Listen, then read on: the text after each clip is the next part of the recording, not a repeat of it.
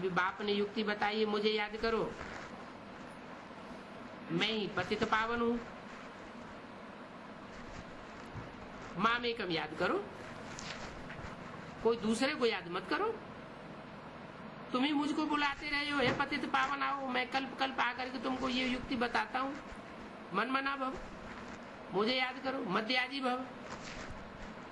क्या अंतर हुआ?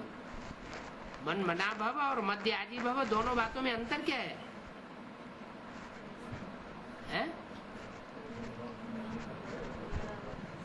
मन मेरे में लगाओ और फिर जब मेरे में मन लग जाएगा तो जो यजन कार्य होगा वो किसके लिए होगा? बाप के लिए होगा। फिर किसी दूसरे के लिए कोई काम नहीं होगा। जो भी कर्म करेंगे वो किसके लिए करेंगे? बाप के लिए करेंगे। तो मध्याजी बाबा अर्थात स्वर्ग के मालिक बनो। बाप कितनी युक्तियां बताते रहते हैं। कोई कहते हैं हमको योग में बहुत मजा आता है, बस याद में जैसे बैठना जानते ही नहीं, योग किया और ये भागे। उनको योग ही अच्छा लगता है। कहते हैं हमको तो शांति चाहिए। अच्छा, शांति चाहिए तो बाप को तो कहीं भी बैठ करके याद करो। यहां ही आकर के बैठ के याद हो सकती है क्या? याद करते करते तुम शांति धाम चले जाओगे। इसमें योग सिखाने की कोई बात नहीं है। बाप को याद करना है। ऐसे बहुत सेंटर्स पर जाकर के आधा पौना घंटा बैठते हैं कि हमको निष्ठा कराओ। वो तो कहेंगे बाबा ने प्रोग्राम दिया है निष्ठा का। कौन कहेंगे? उसी ब्रह्मा कुमारियां कहती हैं बाबा से प्रोग्राम आया है 3 दिन का, निष्ठा करो। यहाँ बाबा कहते हैं चलते फिरते याद में रहो। हाँ, न याद करने से थोड़ा टाइम ये बैठना भी अच्छा है। बाबा मना नहीं करते हैं, भले सारी रात बैठो, परंतु ऐसी आदत नहीं डालनी है। कैसी आदत है कि बैठ के याद करेंगे तभी याद आवेगा। ऐसी आदत नहीं डालनी है कि बस रात को ही याद करें। आदत यह डालनी है कि काम काज करते हुए याद करते रहना है। इसमें बहुत मेहनत, बुद्धि बार बार और तरफ भाग जाती है। भक्ति मार्ग में भी बुद्धि भागती है, फिर अपनों को चुट्टी पहनते हैं। सच्चे भक्त जो होते हैं हम उनकी बात करते हैं। तो यहाँ भी अपने साथ ऐसा करना चाहिए। क्या? अगर बुद्धि इधर उधर भागती है तो अपने को चुट्टी पहननी चाहिए।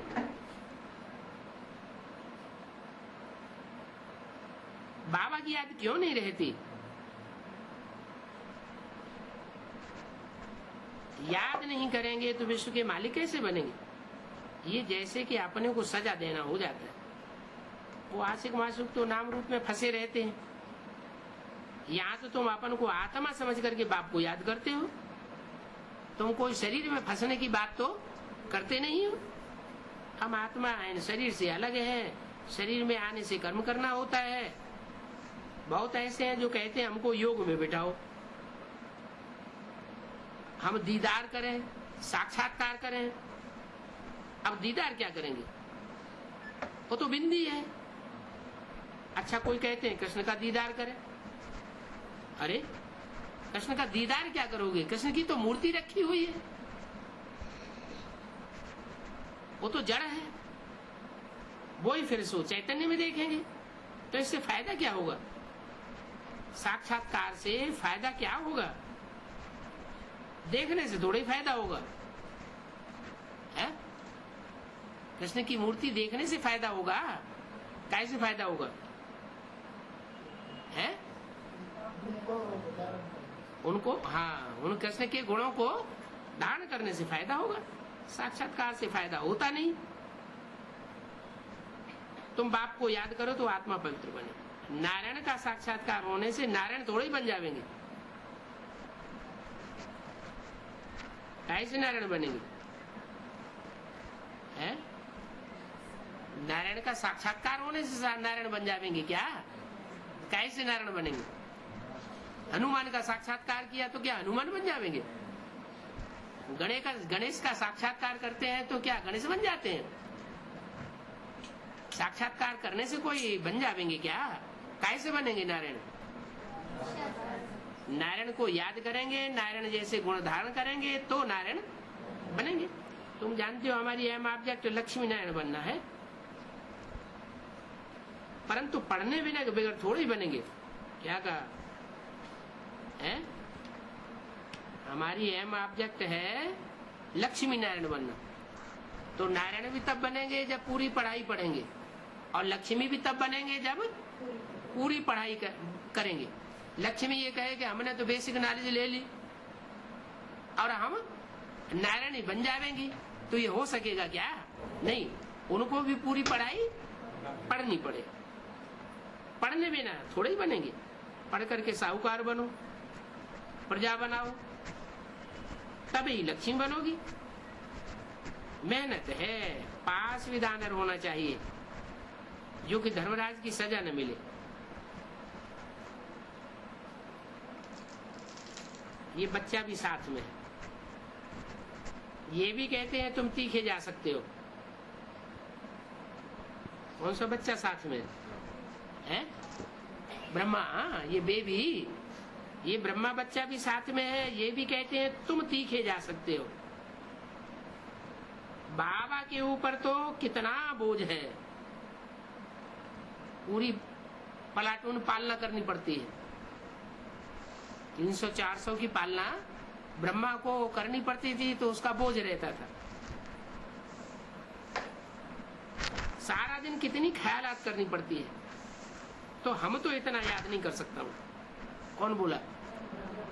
ब्रह्मा बाबा कहते हैं मैं तो इतना याद नहीं कर सकता हूँ।